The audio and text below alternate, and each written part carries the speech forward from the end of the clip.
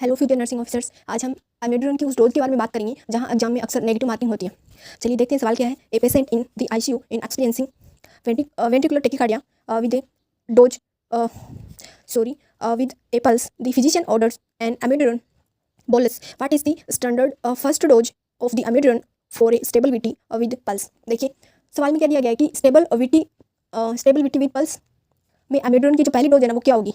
यहाँ ना सबसे बड़ा ट्रिप है पल्स शब्द का। यहाँ पे अगर आपने बिना सोचे 300 mg बोल दिया तो आपका जो क्वेश्चन है आंसर है वो गलत हो जाएगा। देखो एक चीज़ याद रखना, इसमें एमिड्रोन की डोज है ना, उसकी डोज है ना कंडीशन पर डिपेंड करती है।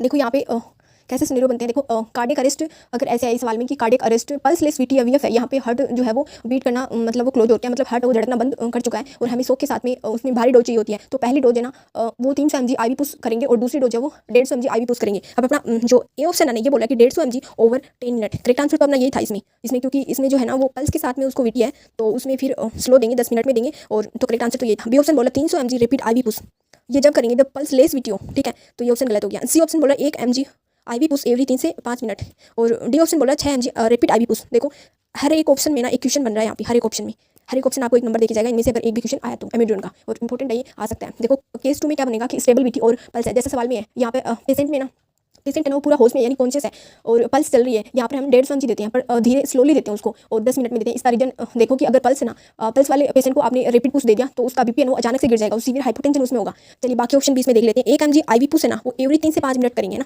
ये क्वेश्चन है ना, ये ऑप्शन है ना, ये एपिनेफ्रिन जो एड्रेनलिन जो होती है ना उसके लिए स्टैंडर्ड डोज है उसकी है ना, उसमें ना हर कार्डियक अरेस्ट में ये लाइफ सेविंग का काम करती है। जी उसमें देते हैं ऑप्शन सी, उसमें एड्रेनलिन में के लिए ये लागू होगा ना, तो ये ऑप्शन डी से गलत हो गया। डी बोला 6 mg रिपीट IV पुश करनी। देखो ये जो ना 6 mg रिपीट IV पुश ये एडेनोसिन है, एडेनोसिन जो ड्रग होते हैं उसके लिए लागू होता है। ये सुप्रावेंट्रिकुलर टैकीकार्डिया में इसको देते हैं और इसमें बहुत तेज उसको लाइटिंग फास्ट उसमें देते हैं, 1 से 2 सेकंड में उसको देना होता है एडेनोसिन को, ठीक है। तो ये ऑप्शन 20 में गलत हो गया।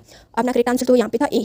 चलिए कुछ है ना इसमें इसकी नर्सिंग प्रायोरिटी देख लेते हैं। इसमें एमिड्रोन के साथ में क्वेश्चन बन सकता है। एग्जामिनर के फेवरेट साइड इफेक्ट में से इनमें 3 जो है ना वो फेवरेट होते हैं। देखो जो एमिड्रोन जो होती है ना ये ऐसे याद रखो, ABCDE से याद रखो। यानी ए से ये क्या करवाती है, एल्वेलाइटिस करवाती है, यानी ये पल्मोनरी फाइब्रोसिस करवाती है। बी से ये ब्लू स्किन करवाती है। सी से ये कॉर्नियल डिपॉजिट हो जाता है इसमें। एंड डी से ये डिसरिथमियास करवाती है। ये दवा खुद भी है ना ब्रेडिकार्डिया या फिर हार्ट ब्लॉक कर सकती है। और ई से याद रखो ये एंडोक्राइन साइड इफेक्ट भी करवाती है क्योंकि उस ड्रग में आयोडीन होता है और ये हाइपरथायरॉइडिज्म करवाती है।